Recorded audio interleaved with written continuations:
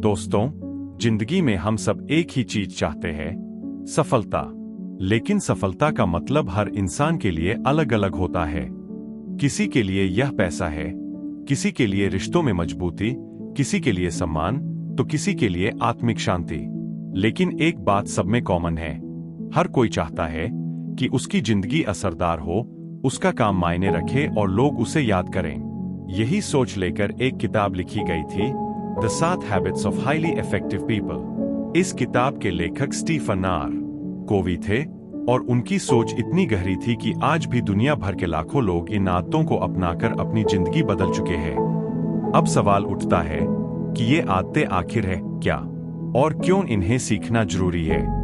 कोवी कहते हैं कि इंसान की जिंदगी 2 हिस्सों में बंटी होती है, एक वो जो हम सोचते हैं और दूसरा वो जो हम करते हैं। अगर हमारी सोच और काम दोनों सही दिशा में हो, तभी हम असली मायनों में सफल और असरदार इंसान बन पाते हैं। यही कारण है कि ये 7 आदतें हमें भीतर से बदलने पर जोर देती है। जरा सोचिए, एक पेड़ है, उसकी जड़ें मिट्टी में गहरी जमी है। अगर जड़ें मजबूत है तो पेड़ हर तूफान झेल जाएगा, लेकिन अगर जड़ें कमजोर है तो थोड़ी सी आंधी भी उसे गिरा देगी। हमारी आदतें भी उसी पेड़ की जड़ों की तरह होती है। अगर आदतें सही होंगी तो पूरी जिंदगी सही दिशा में चलेगी।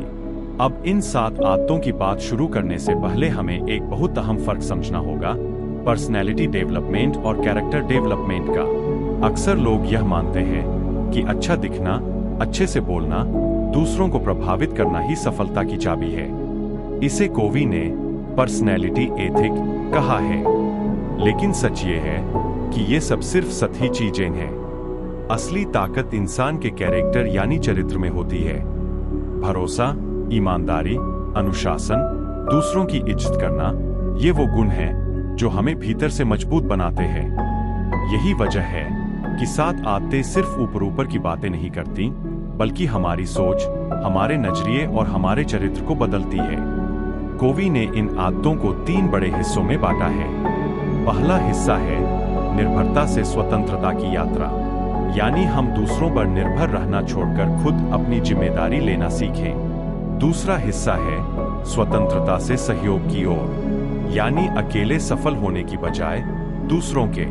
अब दोस्तों, जब हमने पहली आदत प्रैक्टिव बनो और दूसरी आदत एंड इन माइंड से शुरू करो समझ लिए, तो अगली कड़ी में आती है तीसरी आदत। यह आदत हमारी रोजमर्रा की जिंदगी में सबसे ज्यादा अहमियत रखती है। तीसरी आदत, सबसे जरूरी काम को पहले करो, पुट फर्स्ट थिंग्स फर्स्ट। हम सबकी जिंदगी कामों से भरी हुई है।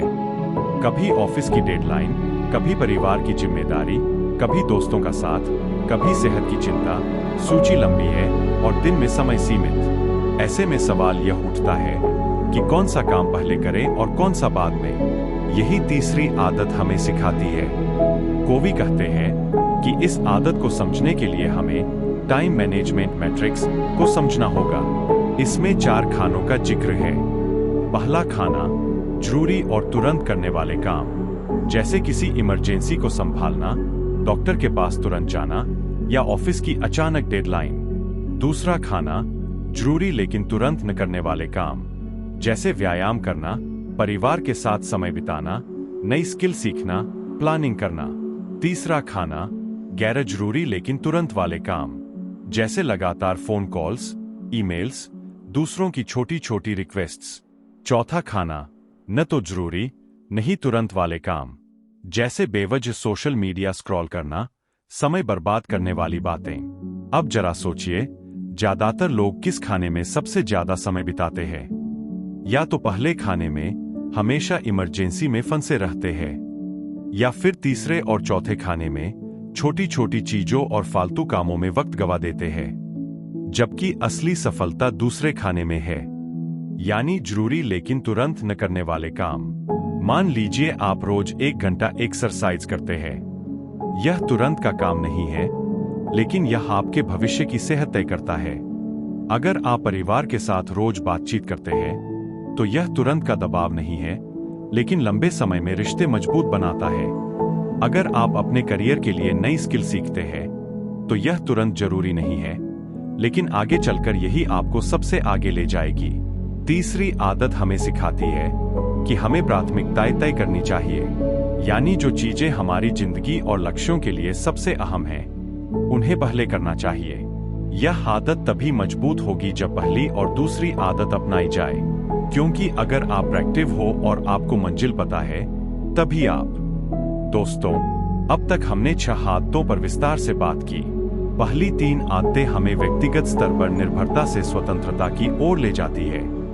अगली 3 आदतें हमें स्वतंत्रता से सहयोग और रिश्तों की शक्ति की ओर बढ़ाती है। अब बारी है 7वीं और आखिरी आदत की, जो हमारी पूरी जिंदगी को संतुलन में रखती है।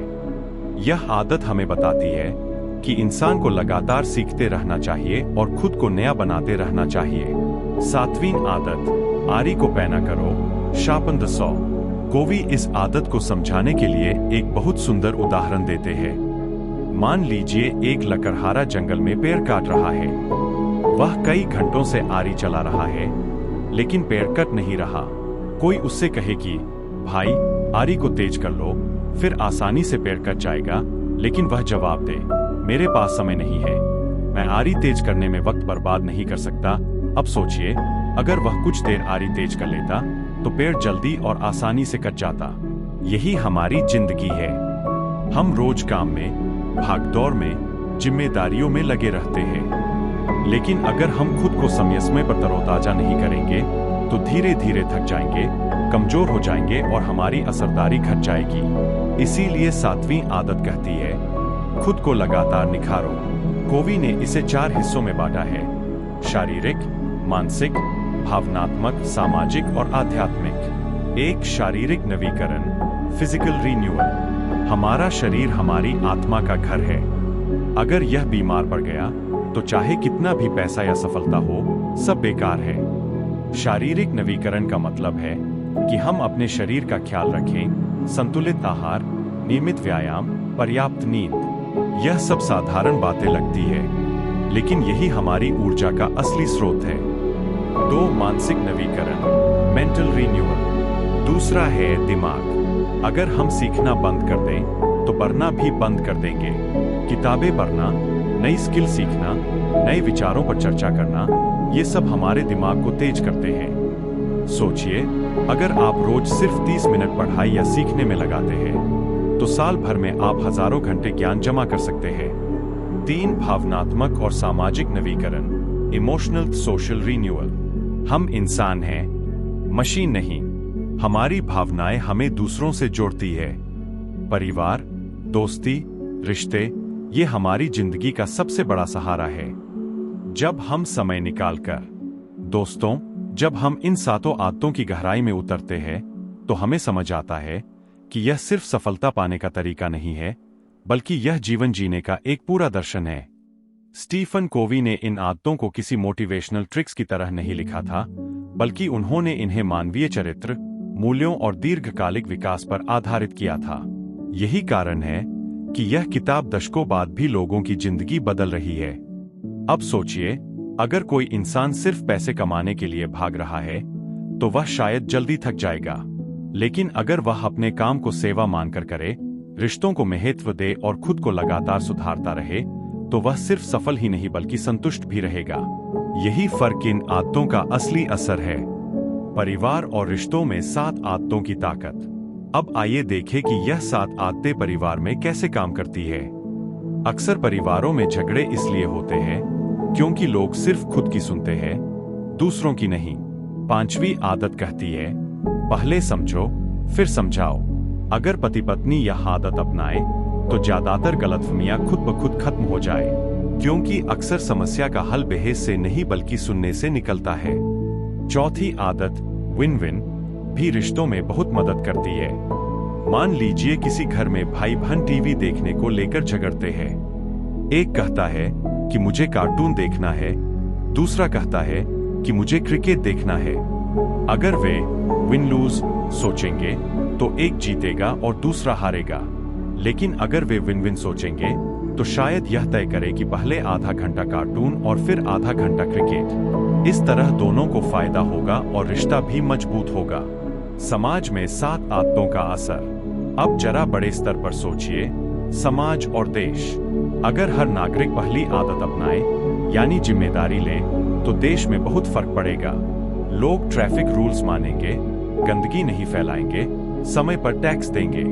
दूसरी आदत एंड इन माइंड अपनाए, तो देश के नेता सिर्फ अगले चुनाव तक नहीं, बल्कि आने वाली पीढ़ियों के भविष्य तक सोचेंगे। तीसरी आदत पहले जरूरी काम अपनाए, तो शिक्षा और स्वास्थ्य जैसे बुनियादी मुद्दे प्राथमिकता में आएंगे। और सोचिए, अगर देशों के बीच विन विन सोच अपनाई जाए तो कितनी लड़ाइयां खत्म हो जाए। जब हर देश सोचे कि हमें सिर्फ खुद का फायदा नहीं, बल्कि सबका भला करना